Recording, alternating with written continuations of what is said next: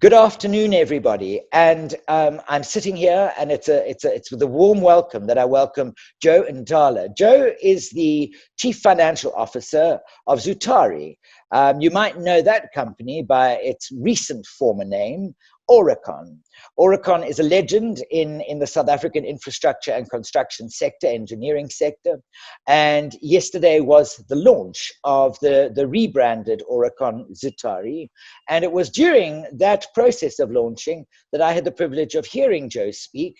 And I took a great interest in what he had to say. So we organized this interview, and he's generously given of his time for us today. So a warm welcome to you, Joe.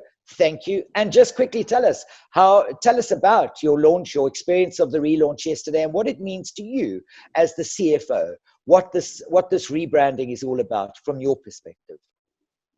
Thank you, Nick, and thanks for inviting me.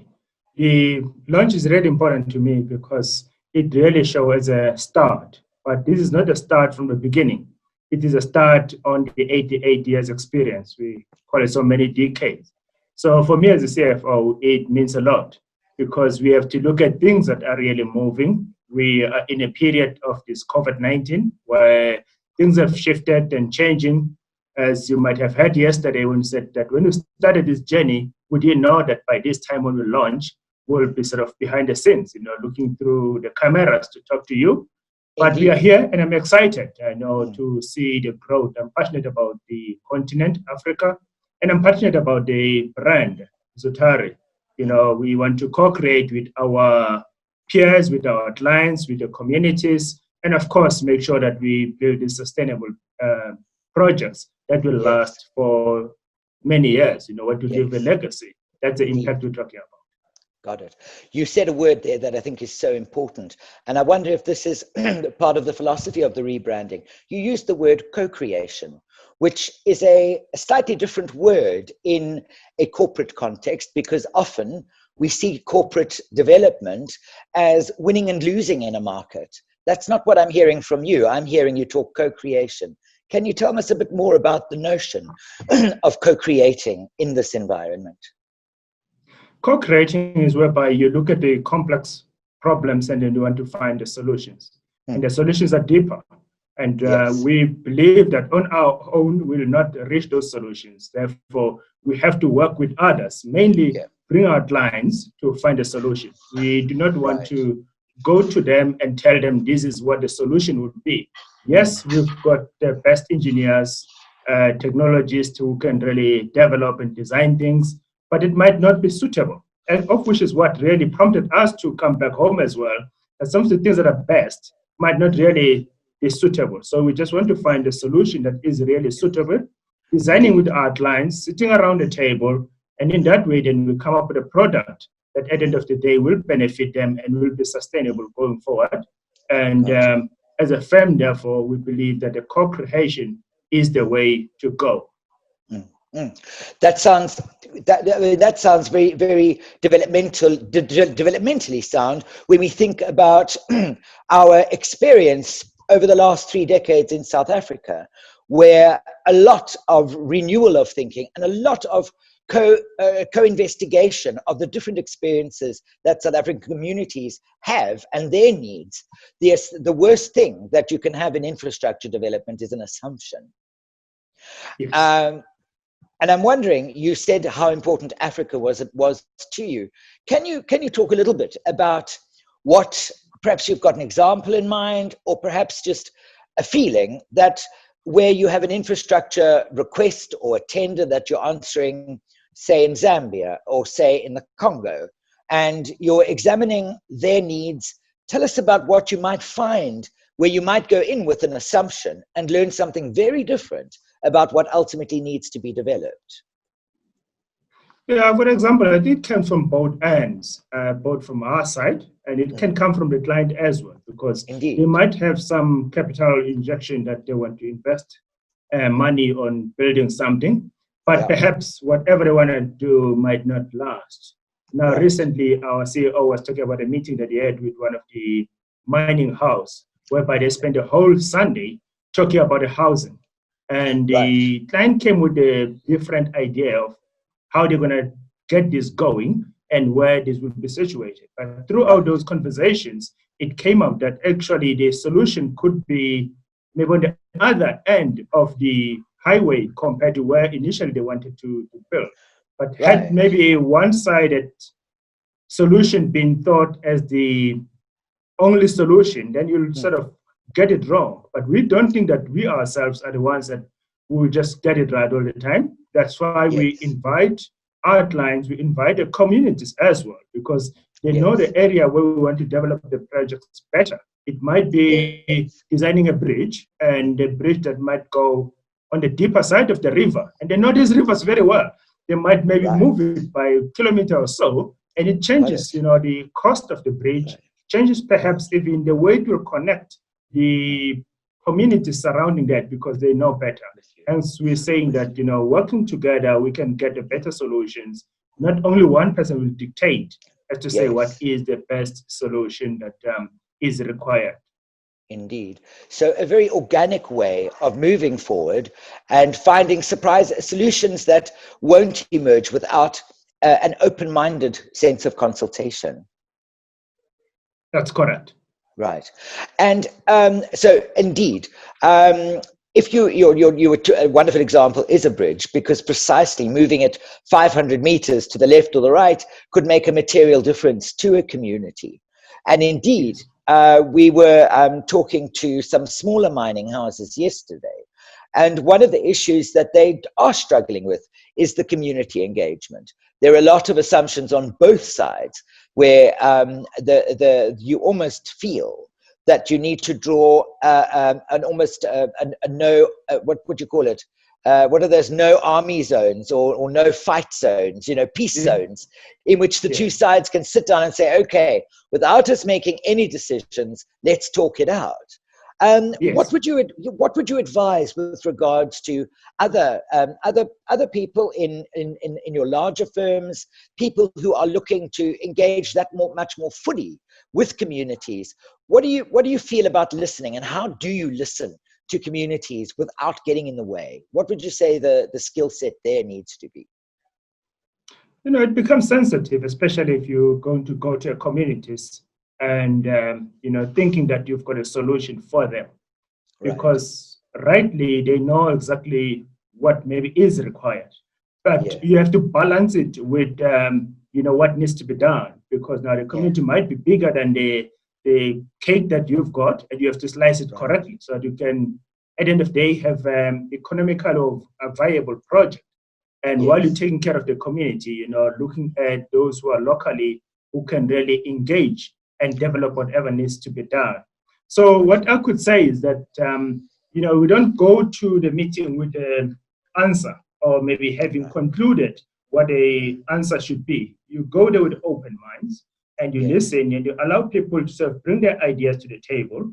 If you do not agree with the ideas, you afford them an opportunity to be sort of convinced why the idea they bring to the meeting is not going to be viable. Of course, at times, you have to take a stance, because you might go to and fro for too long, and then at the end of the day, you eroded whatever capital you had for the project because you just having the meeting before you start.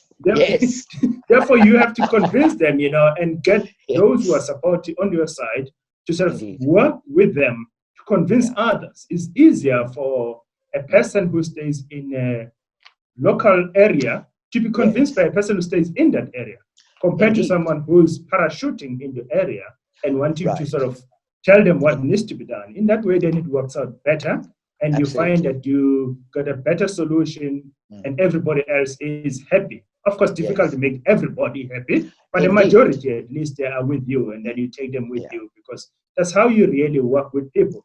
You have to carry them with you, and some of the decision might not be easy, might be difficult, they might not accept them, but they have to see that, really you did take your time, get them engaged, get them involved, and in that way, then you come up with a better solution instead of dictating what needs to be done. Indeed. And I would imagine that in that process, you're building an amount of trust that is very beneficial by the time the project starts. That's correct, because you're going to need to employ them. You're going to need them to be your security as you continue, because you're working in an environment maybe that you're not familiar with. You need them to be your ears as well on the ground. so they can Right. advise, and you'll be able to keep your team safe and be Yeah. able to complete the project as intended. Absolutely. These are essential elements, especially in today's climate, and perhaps most especially now on the reopened sites and coming back to work in this new environment of COVID-19. But before we get there, I'd like to talk to you a little bit about what you mentioned yesterday, the new tools of business, a little bit about the fourth industrial revolution, these tools that we're using right now. You and I are sitting at home, engaging with each other, and it feels, to me at any rate, a normal part of doing business after only 3 months of doing so. No longer do I get in an aeroplane and fly up and we meet, and we're able to do things a little more easily, perhaps. Can you tell us a little bit about your feeling about this, the experience at Zutari at the moment, and what perhaps the vision going forward is for using new tools that are now being demanded of us, actually? No, it's fine. If you don't mind, maybe I'm going to mention a few of the tools that are really out there that we are using. Of course, Great. as I've mentioned, that we might want to invite the specialists on each and on the tools, Indeed, so they can just absolutely. come and talk specifics. But we talk Absolutely. about the unmanned aerial vehicle known Yes. as drone that helps us Brilliant. Yeah. to, let's say you want to construct in a place that is mountainous and so forth. You don't have to Right. necessarily buy the 4x4s these days to just see what's happening. You can Yeah. send a drone and it gives you, collect the data for you. You've got a Yes. stationary LiDAR scanners. You've got what they call Yes. simultaneous localization and mapping. Got It's it. a scanner, Very 360 important. degree cameras. These are a few things that I've mentioned. But as Yes. Zutari in December 2018, we're the first engineering firm in South Africa to obtain a commercial drone license. That shows that Got we it. want to really implement the Yes. digital technology to Mm. really help us to deliver better, to Yeah. help our clients as well Mm. to know what Mm. is taking place, because the data we collect helps Yes. them to sort of operate their plants better, to maintain their Indeed. plants better, and Right. sometimes even to repurpose those plants as maybe come to the end of their lifespan. Very, very interesting. You mentioned the data has a material value in the life of a product, in the life of some infrastructure. And I find that very fascinating, because there we could perhaps begin thinking of data as part and parcel of infrastructure. Would that be accurate? That's accurate. I mean, we have got a lot of some of the infrastructures that now they are old, Yeah. and we not use them, or they're no longer fit for purpose as such. But if you've collected enough data, it helps you to know when it's coming to the end of their lifespan, if it Got could it. be increased, if something else Yes. could be done, Right. or maybe even a new model is in the market and so forth. All this Right. helps you to plan, and therefore you Yes. just ahead of the game instead of being Mm. caught off guard, because you just, Yes. you can't do anything without digital, just watching the plant the way maybe it performs. At the end of the day, it doesn't Indeed. perform, then you start planning that day. You have to plan ahead. And that way, then Got you it. need the correct data, accurate data, Mm. and you need that Mm. timelessly so that you can just Mm. make the decisions that will Mm. benefit all. And of course, Yes. they need to make those decisions timelessly, otherwise it becomes too Indeed. expensive. Indeed. I almost don't envy your job as CFO. Certainly, when we're in a period where we're implementing such intense, data intense technology, and having to marry that up with our financials, with our Yes. expenses, and equating data to some kind of financial sustainability as well. Tell me, how do you meet those demands? To me, it is a part of investment. I look at it as an investment for future. Yeah, Because if you do not adapt or get into that level, then you don't have a business in right. few years to come. I can't say how many, Yeah, but therefore you have to balance it. That this is not just a cost for today. yeah. Yes, Got you have it. to balance your other normal OPEX, operating expenditures, because that Yes, is needed as well and takes money. But again, indeed. if you just have one-sided, which is just operating and you don't have Right. anything to invest, Got therefore you. you just eating into your future more or less. You Yes. shortening your life yourself, and then the Right. competition's going to take over. I mean, Yes. we talking about the continent Africa, but we're not alone. Yeah. We've got global firms here, and they might Absolutely. be having their own research departments elsewhere, and they come Yes. up with different tools to do things Yes. better, to do Yes. things faster. And in that way, Yes. they save money for themselves, which makes their Indeed. profit lines better. It makes the Indeed. client to be more happier because they are Yes. given more information that is more Yes. accurate, and they can sometimes even monitor their project progress Got without it. going on site, just the data that they're getting from these other peers of ours. So we need to Right.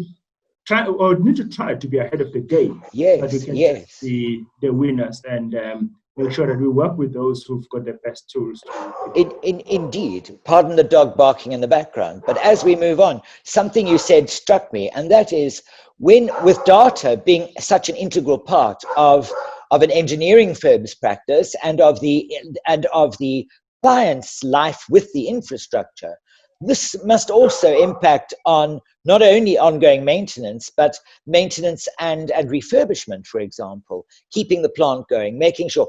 To what effect, and sorry, I'll couple that as well with infrastructure development in Africa, where we're almost fortunate because in some instances we're able to roll out new methodologies of doing things without having to amortize old infrastructure in some part. And I wonder, in terms of ongoing maintenance, how data can also play that role on our continent in keeping ahead of that game from an infrastructure operational point of view. That's very important. We do not want to abandon the infrastructure. Sometimes, I feel sad when I see some of the old buildings being Indeed. left empty, or the Totally. town left sort of no longer Oh, existing as a town. I mean, I said things could yes. be done differently. You Very can't nice. twice and survive. Right. You invest once Got and then it. you move forward. Got it. Got So it. that's why it comes in then, is to say what else could be done. If, Mm. let's say, there was a city and then you believe that you move with the new area, but you can't Yes. abandon the city that has been there. It's the same with even the plant. Got it. If we Got it. keep abandoning the old plants without maybe Yes. repurposing them and making Indeed. sure that they work better, in that way, then we might not be able to invest in the future. We might not be able to deliver what is required, because you Very can't have much. the investment money twice. You've got one bucket, Absolutely. and make Yeah. sure you use it properly, and Right. you Right. move on, and Yes. in that way, then you make better use of the capital you've got, which is a limited resource. Absolutely. Well, again, I'm hearing you, and it's wonderful to feel a mind shift, because as I'm speaking, my mind is shifting, and I'm looking at infrastructure from your point of view, and I'm looking at the legacy of our towns and our buildings a little bit from your CFO point of view, which is that once off investment, you've got this chance. That's a very important perspective. And what I'd like to do is, we don't have just like there aren't endless resources, we don't have endless time, unfortunately. And I think this is the perfect time to almost bring in that notion and the shift from Aurecon into Zutari, and the very vital elements of Aurecon being brought with you into Zutari and into the future. Can you speak to that? Yeah, of course, there are a few things that we've adopted from the global space, which we will keep with us, because it has helped us to be where we are. It is Yes. part of the 88 years that we're talking about. Our history is Indeed. our legacy, is what we pride ourselves of. Yes. So it is important for us. We can't leave everything behind, because we've enjoyed No. the years that we are with the global firm. I Correct. mean, we're still delivering for the global firm now. We've got Yes. the Global Design Center that is sitting in our office in Swane, and Right. more or less 200 people, plus minus, and they're Right. still helping the global Aurecon firm to Yeah. deliver their projects. And that Got has it. brought in a lot of experience to the youngsters. Our CEO was talking about that yesterday. That Yes. has helped some of the young engineers or technologists not to have to leave the country for them to get the experience they Yes. needed on the Indeed. developed world. They're working in Indeed. our offices, and sometimes they are given even an opportunity to visit those countries to see the Yes. fruit of what they have done. But then Wonderful. that's what we bring with. That's why I Right. said to you, we are a new Yeah. baby, but we're not just been Yes. born and we don't have an experience. We've got By any experience. means. Yes. Yes, 8 years of experience to build from, Yes. but it's a new brand. Absolutely. And Yes. being a new brand, and we pride ourselves that we're going to Yeah. be focusing on the continent Africa. We've Wonderful. been here all this time, but sometimes Yes. when you're part of the global firm, because it's so Yes. big, Yes. you might focus on other things elsewhere, and the Indeed. countries develop Indeed. differently, and Indeed. so forth. I'll give an example that perhaps, let's say the Middle East, there were big things happening in the Middle East, then you'll focus on the bigger things that are Yes. happening in the world. And perhaps at the same time, then you might miss what is happening locally, especially in the Got parts it. of Africa where you're not maybe actively involved Right. on a day-to-day basis. So we want to Got focus it. on that. Right. We've got different offices in different parts, West and East, and the Yes. southern part of Africa. And we are just want to Yes. make sure that we capitalize on those offices and we deliver Yes. what is really required. Yes. Yes.